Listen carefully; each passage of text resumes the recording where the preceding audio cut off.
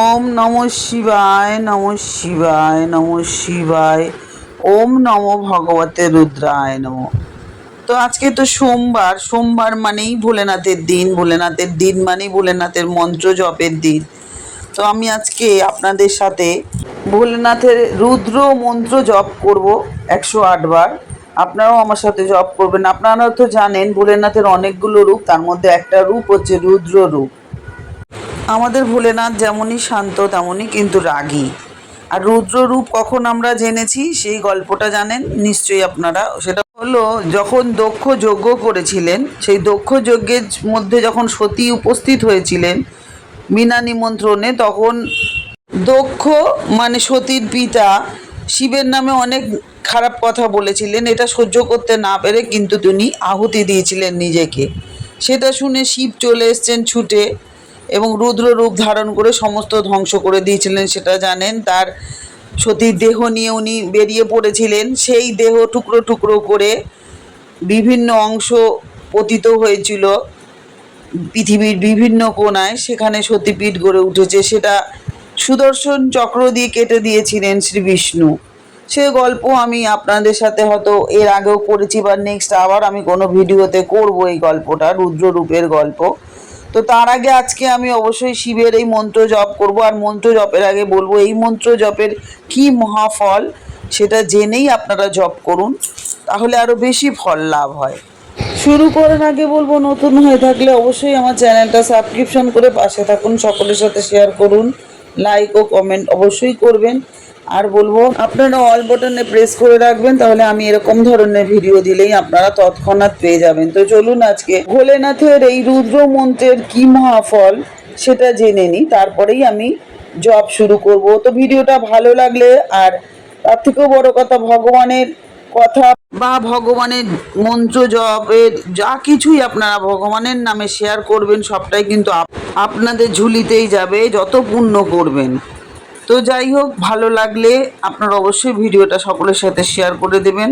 আর বন্ধুরা ভালো থাকুন, ভোলেনাথের নামে থাকুন, ভগবানের নামে থাকুন, দেখবেন সমস্ত কিছু উতরে যাবে। তো চলুন আজকে আমরা জেনে নিই এই রুদ্র মন্ত্র জপের ফল। রুদ্র মন্ত্র অর্থ, তাৎপর্য এবং উপকারিতা। ভগবান শিবকে এই জগতের পুনর্নির্মাতা হিসেবে মনে করা হয়। এছাড়া তাকে ত্রিমূর্তিদের মধ্যে সবথেকে শক্তিশালী হিসাবে বিবেচনা করা হয়, অর্থাৎ ব্রহ্মা বিষ্ণু মহেশ, তার মধ্যে মহেশকেই আমরা বেশি শক্তিশালী জানি। আর ভগবান রুদ্র বিভিন্ন নামে পরিচিত এবং তিনি একজন অত্যন্ত দয়ালু এবং করুণাময় দেবতা।